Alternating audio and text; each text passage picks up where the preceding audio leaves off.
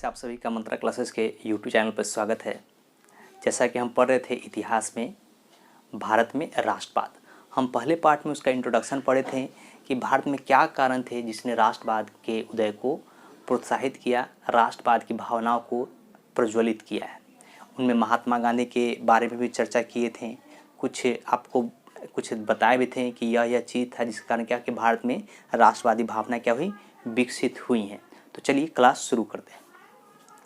तो देखा जाए, सबसे पहले कहते हैं भारत में राष्ट्रीय आंदोलन का चरण। अगर हम देखा जाए कि भारत में राष्ट्रीय आंदोलन के चरण को बांटा जाए, साल में बांटा जाए, तो पहला कहता है 1885 से 1905 को। क्या है? 1885 से 1905 को मानते हैं कि यह पहला चरण था कि भारत में क्या जो पूरे भारत के स्तर पे क्या राष्ट्रवादी आंदोलन की शुरुआत हुई थी। जैसे आपको याद होगा Ilbert bill arms act, vernacular press act था, बहुत सा बिल जो ऐसा कानून था जो क्या था इस समय पहले चरण में यह सभी क्या है कानून पारित किया गया था, जिसके कारण लोगों में क्या हो गया था, गुस्सा ज़्यादा बढ़ गया था। अब आते हैं द्वितीय चरण, क्या है 1905 से 1919 को। क्या 1905 से 1919 को प्रथम विश्व युद्ध के आसपास का समय का। अब देखिए यह भी बहुत महत्वपूर्ण है। भारतीयों को क्या लालच दिया गया था, उनको कहा गया था कि अगर आप हमें द्वितीय विश्व युद्ध में सहयोग करेंगे तो हम आपको क्या करेंगे, स्वशासन, क्या है स्वशासन आपको उपलब्ध कराएंगे, आपके देश में क्या होगा स्वशासन की व्यवस्था देंगे आपको। लेकिन जो प्रथम विश्व युद्ध था वो थोड़ा सा क्या हो गया कि वो लंबा खींचा गया, क्या हो गया थोड़ा सा लंबा खींचा चला गया। कि आपको पता है 1914 से 1918 के बीच प्रथम विश्व युद्ध लड़ा गया था, तो ये थोड़ा सा क्या हो गया लंबा चल गया। और ये सरकार जो वादा की थी भारतीयों से, वो वादा से क्या हुई, वो मुकर गई। और मुकरने पर क्या हो गया, भारत में बहुत ज़्यादा उग्र हो गए। क्या हो गए, उग्र हो गए।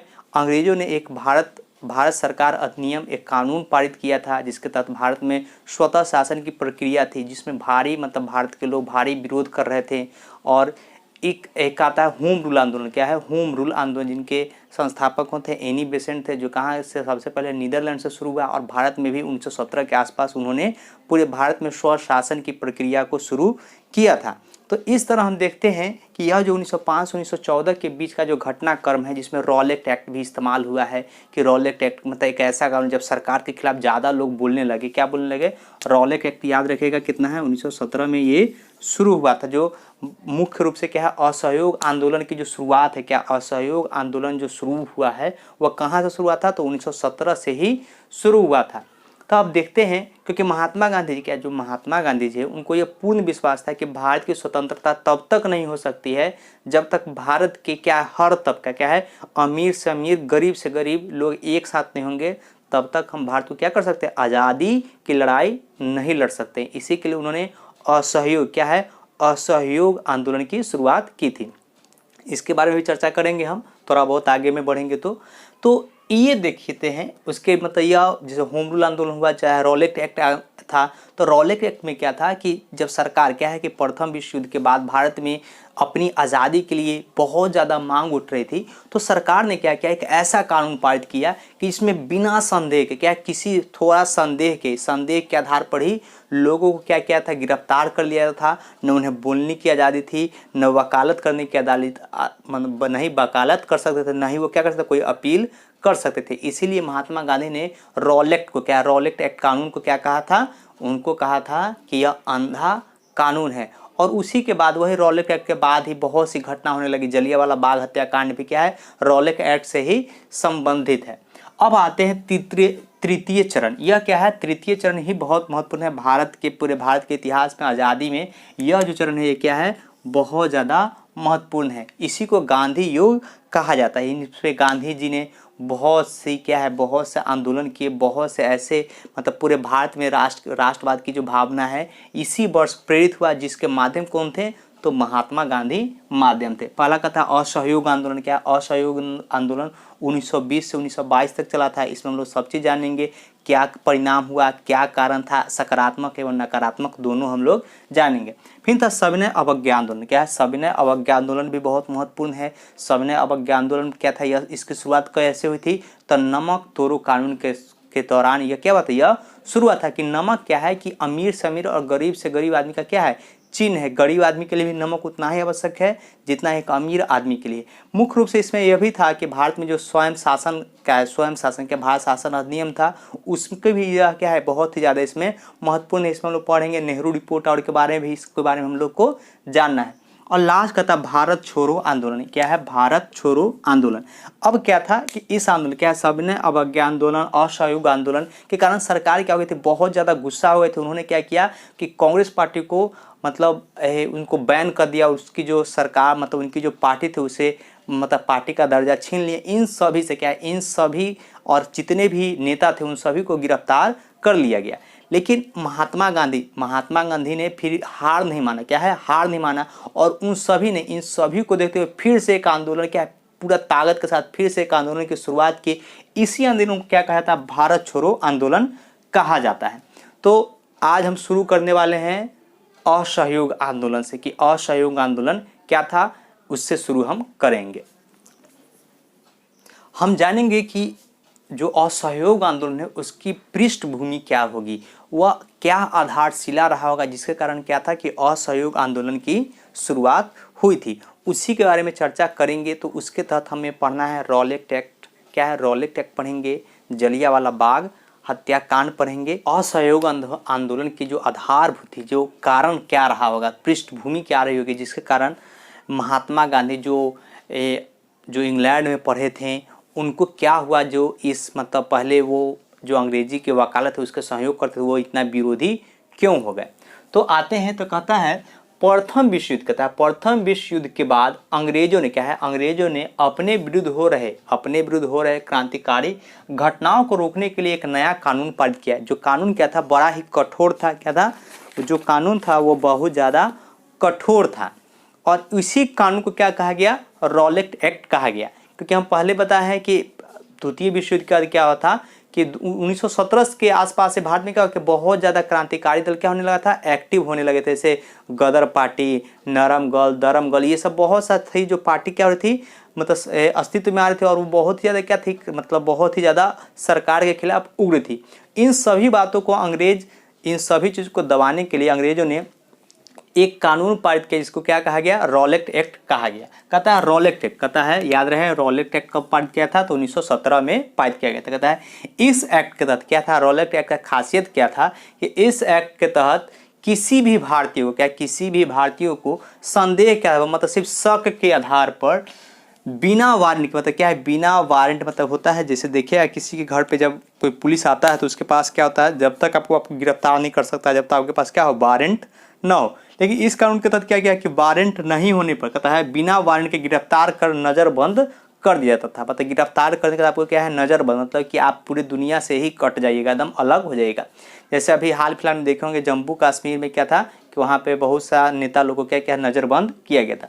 गिरफ्तार व्यक्ति के पास, अब जो व्यक्ति गिरफ्तार होते थे, गिरफ्तार व्यक्ति के पास अपने बचाव के लिए कोई वकील नहीं होता था। मतलब अभी भी क्या है कि आप जब कोई व्यक्ति गिरफ्तार होता है तो उसको 72 घंटा के अंदर आपको कोर्ट के सामने हाजिर करना पड़ता है, उसको एक वकील दिया जाता है। तो इस कानून में क्या था कि आपको कोई वकील नहीं दिया था और आपको ना ही कोई दलील देने की क्या थी, छूट थी, एकदम मनाही थी। इसलिए इस कानून के बारे में कहता है, इसलिए इस कानून के बारे में एक कहा जाता था ना कोई वकील नहीं, कोई दलील नहीं, कोई अपील नहीं। ये आपसे पूछ सकता है ऑब्जेक्टिव में कि यह किस एक्ट के खिलाफ क्या स्लोगन था, ये किसके लिए कहा गया था। एक और चीज़ है, कहता है गांधी जी ने इस कानून को क्या कहा था, अंधा कानून कहा था, या भारतीयों ने इसे क्या कहा था, काला कानून के भी बारे में कहा था कि ये जो कानून है रॉलेट एक्ट क्या है, यह जो रॉलेट एक्ट है इसे भी क्या कहा था, काला कानून के बारे में इसको कहा है।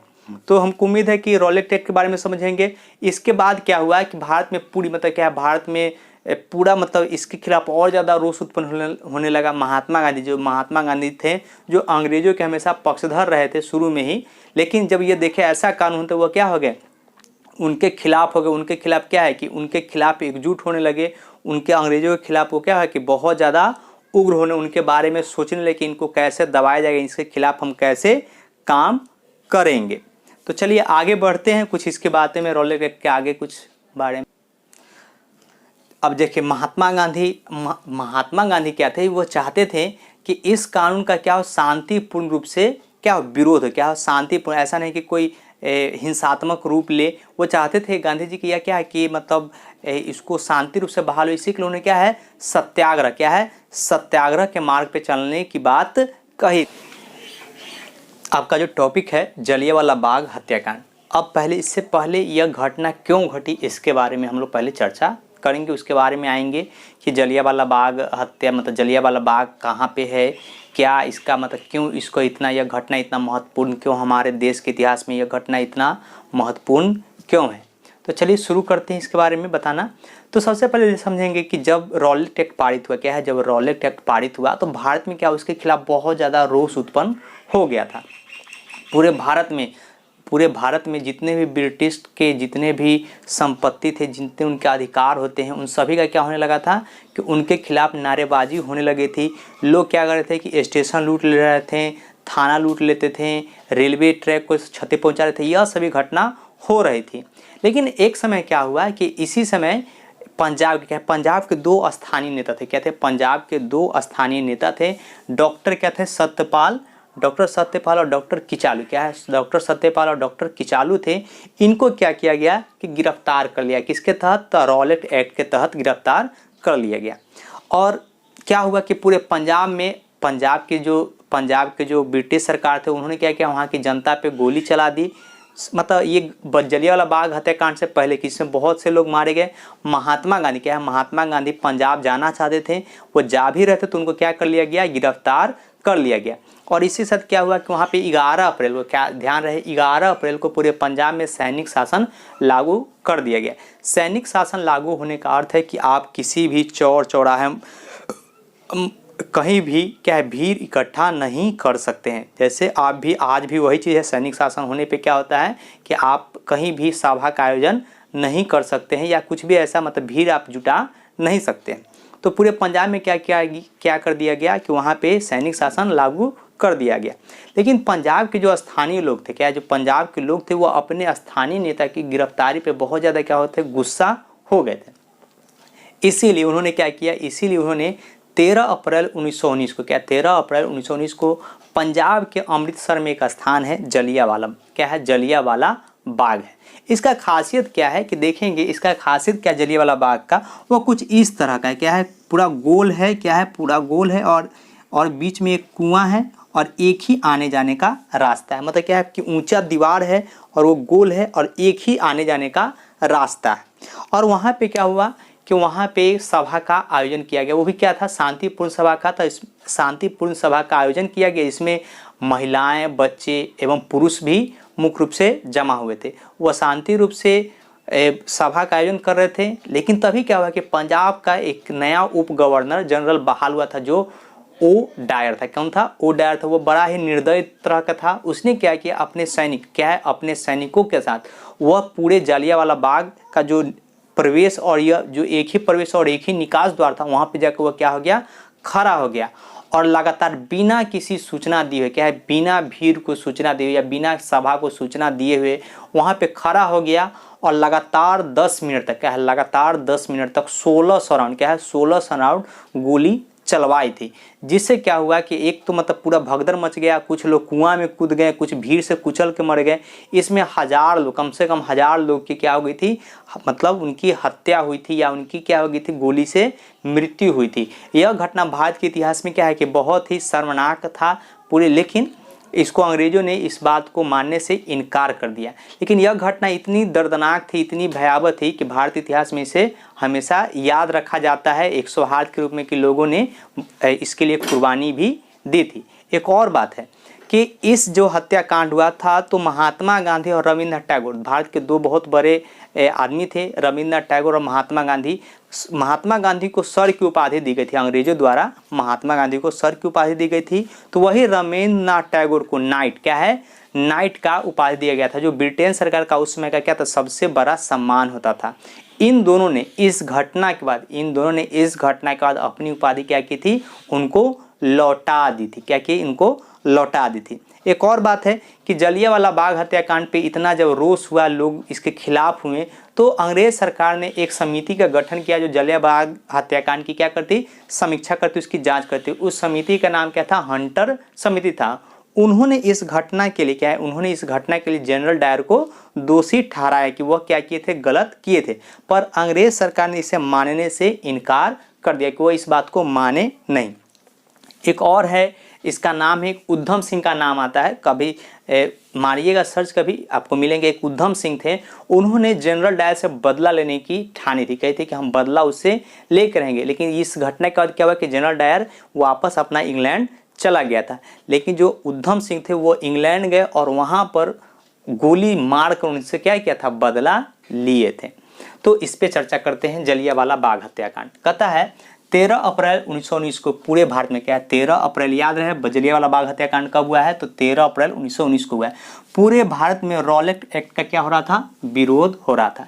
इसके तहत क्या है कि इस एक्ट के खिलाफ, क्या है, इस एक्ट के खिलाफ 6 अप्रैल 1919 को पूरे भारत में हड़ताल का क्या किया गया था, आयोजन किया गया था। पर क्या हुआ, 9 अप्रैल 1919 को पंजाब के दो नेता, क्या है, दो स्थानीय नेता डॉक्टर सत्यपाल एवं डॉक्टर किचलू को क्या है, किचलू को रॉलेट एक्ट के तहत गिरफ्तार कर लिया जाता है। इसको नोट कर लेंगे, ये बहुत ही इंपॉर्टेंट है। ये क्या है, ये VVI है आपका, ठीक है, ये आपका VVI है, गिरफ्तार कर लिया जाता है। पर सरकार इनकी गिरफ्तारी से डरकर, क्या है, सरकार इनकी गिरफ्तारी, मतलब इनकी गिरफ्तारी के बाद क्या हुआ था कि लोगों में और ज़्यादा गुस्सा होने लगा था। इसके लिए पूरे पंजाब में 11 अप्रैल 1919 को पूरे पंजाब में सैनिक शासन लगा देती है। क्या करती है, पूरे पंजाब में सैनिक शासन लगा देती है, जिसके तहत क्या है, कोई भी आदमी सभा का आयोजन नहीं कर सकते थे। पंजाब के लोग अपनी नेता, कहता है पंजाब के जो लोग थे अपनी नेता की गिरफ्तारी के विरोध में, क्या है, नेता के गिरफ्तारी के विरोध में 13 अप्रैल 1919 को, देखिएगा 13 अप्रैल 1919 को अमृतसर, क्या है, जो अमृतसर कहाँ है, पंजाब का ही स्थान है, अमृतसर के जलियांवाला बाग में, क्या है, जलियांवाला बाग में एक शांतिपूर्ण सभा का आयोजन कर रहे थे, या मतलब आयोजन किया था। तभी पंजाब के उप गवर्नर कौन है, तभी पंजाब के कौन थे, उप गवर्नर ओ डायर, क्या है, ये याद रखिएगा, ओ डायर ने उस सभा पर, क्या है, उस सभा पर अपने सैनिकों के साथ पहुंचकर 10 मिनट तक 16 चक्र, क्या है, 16 चक्र गोलियां चलाई, जिसमें हजारों लोग मारे गए थे। इस हत्याकांड को क्या कहा गया है, जलियांवाला बाग हत्याकांड कहा गया है। याद रहे कि जलियांवाला बाग क्या था, कुछ इस प्रकार का गोल घेरा था, बीच में एक कुआं था और आने जाने का क्या था, एक ही रास्ता था। तो जलियांवाला का अगर आपको देखने को बने तो आप ये देखिए।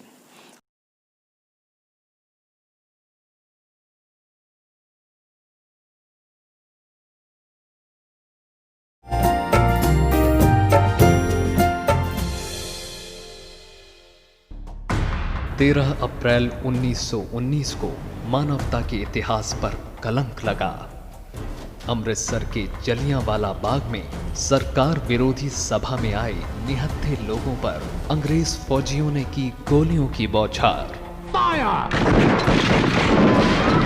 बैसाखी के दिन जारी सभा के बीच अचानक जनरल डायर की अगुवाई में 90 ब्रिटिश सैनिकों का दस्ता आधमका और बिना चेतावनी के शुरू कर दी फायरिंग। सैकड़ों मासूमों की गई जान, 1000 से ज्यादा लोग घायल हुए। इससे सारे देश का मानस जख्मी हुआ। भारत की आजादी की लड़ाई में ये दुखद मुकाम था, लेकिन इससे नहीं टूटा स्वतंत्रता पाने का भारत का संकल्प। हमारी आजादी की लड़ाई आगे बढ़ती रही।